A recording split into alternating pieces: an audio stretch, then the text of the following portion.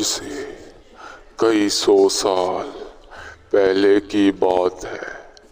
بلبل پور کے گاؤں میں ایک عورت رہتی تھی۔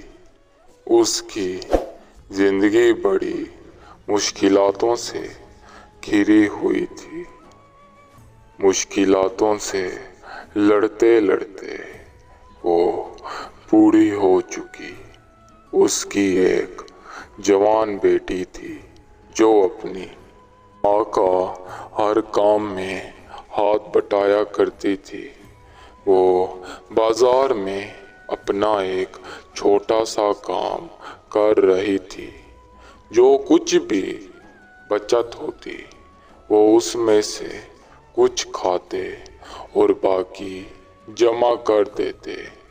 یوں کرتے کراتے 10 سال بیت گئے۔ ان کے پاس چند ہی روپیہ جمع ہوا تھا۔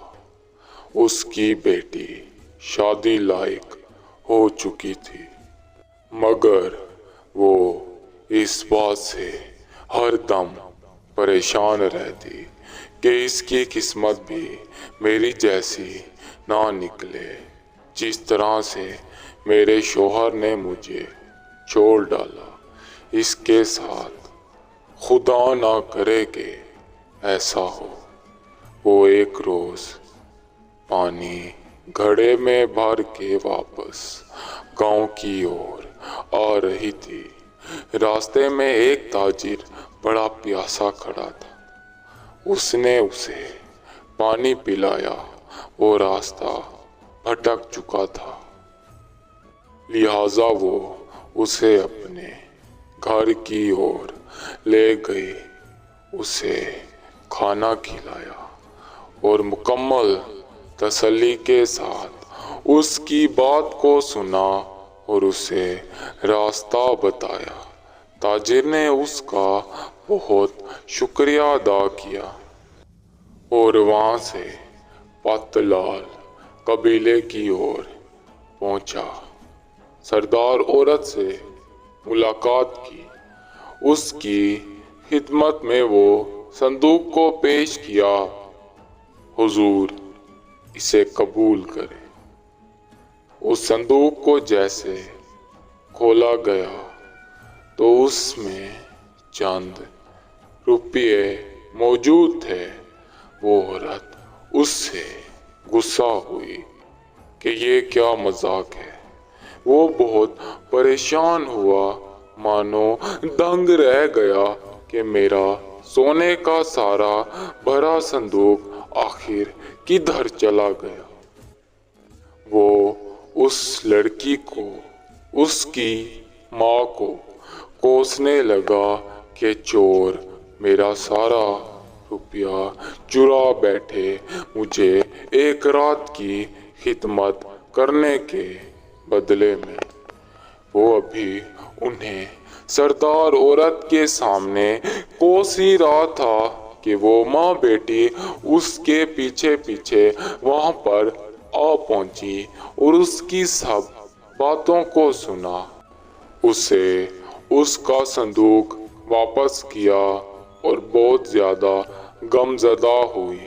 اپنا صندوق سردار عورت کے قدموں سے اٹھا کے واپس جانے لگی تو وہ تاجر بہت شرمندہ ہوا، ان سے معذرت کرنے لگا۔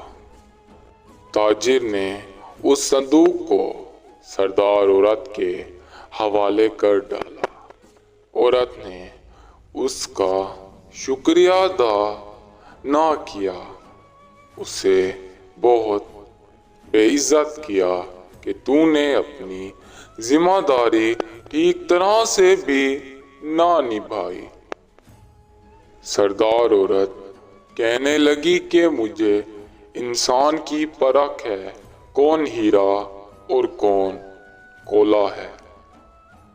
سردار عورت نے اس ماں بیٹی کی اس ایمانداری کو دیکھتے ہوئے انہیں بہت سا انعام دیا اور انہیں کہا کہ اپنی زندگی خوشحال طریقے سے گزاریں۔ वो माँ बेटी खुश हो के वापस अपने बुलबुलपुर आन पहुंची और उनकी सब परेशानियां दूर हुई। उनकी मेहनत कश जिंदगी अब धीरे धीरे आसान होना शुरू हुई।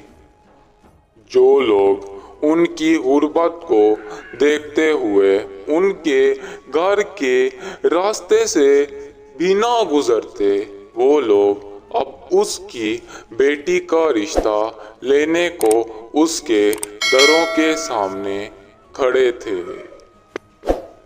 इसलिए कहते हैं कि हमेशा अच्छाई करने वालों के साथ अच्छा ही होता है।